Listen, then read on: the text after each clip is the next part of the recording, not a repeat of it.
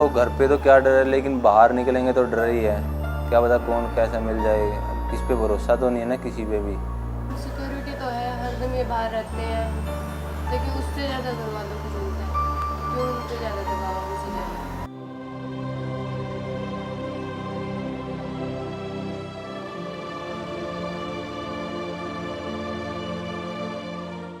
खाप पंचायत के फरमान से परेशान रविंदर ने जहर खाकर अपनी जान देने की कोशिश की, पर वक्त पर इलाज मिलने से उसकी जान बच गई। अब हाईकोर्ट के हुक्म पर रविंदर और शिल्पा को 24 घंटे पुलिस हिफाजत में रखा जाता है।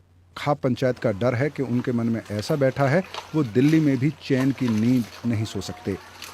अपने अलावा उन्हें हर वक्त ये डर लगा रहता है कि न जाने कब हरियाणा में रह रहे उनके परिवार पर हमला हो जाए। उनका कसूर ये है कि हरियाणा की एक खाप पंचायत को, यानी एक खास जाति के झंडा बरदार बने लोगों को, उनकी शादी मंजूर नहीं है। समाज को ये कोई ये बात नहीं है, किसी कोई पूरे समाज को ये बर्दाश्त नहीं है, तो क्यों करता है वो ऐसी गलती? मान रहा हूँ कि परिवार ही मारता है, हालात हम नहीं बनाए। दिल्ली के सुल्तानपुर डबास में रह रहे रविंदर और शिल्पा का डरना बिल्कुल जायज है। इसका एहसास हमें हरियाणा के झज्जर जिले में उसके गांव के आसपास पहुंचते ही हो जाता है। हमारी परंपरा ये कहती है, जिस गोत्र का खेड़ा हो उस गोत्र के अंदर उसी गोत्र की लड़की ब्याही हुई नहीं आ सकती।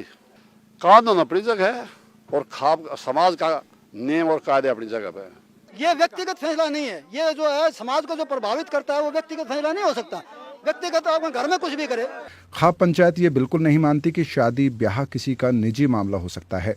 रविंदर के दादा रिसाल सिंह इस इलाके के एक दबंग आदमी रहे हैं और ढराना गांव के सरपंच भी, पर आज गांव में उनका घर ढूंढना एक बड़ा चैलेंज है। वजह उसकी यह है कि कोई भी आदमी अगर इस परिवार की या उनसे मिलने वाले की मदद करता है तो उस पर 21,000 रुपए का जुर्माना है। 12 गांव में कदन खाप के मारा यो वस्तुआन है पीढ़ी दर पीढ़ी। यहाँ रह रहे हैं या कदन खाप की लड़की। पर एक बेबाक लड़का संजीत कादियान न सिर्फ हमें उनके घर के आसपास पहुंचा देता है बल्कि खुलकर वहां के हालात भी बताता है। ये ना तो जी 12 गांव आग लगाई दे जाएगी, गोली भी इन जानते मारा हमारा इरादा इतना है। कौन सा घर है इनका? लेफ्ट पहला ही लेफ्ट वाला। बीबीसी लंदन से आए हैं।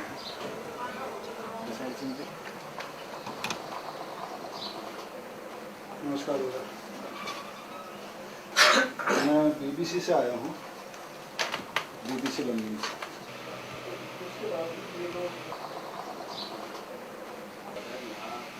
गलत मानुस, बिल्कुल गलत मानुस। कैसे छोड़े ना, कित रखा नहीं बताओ।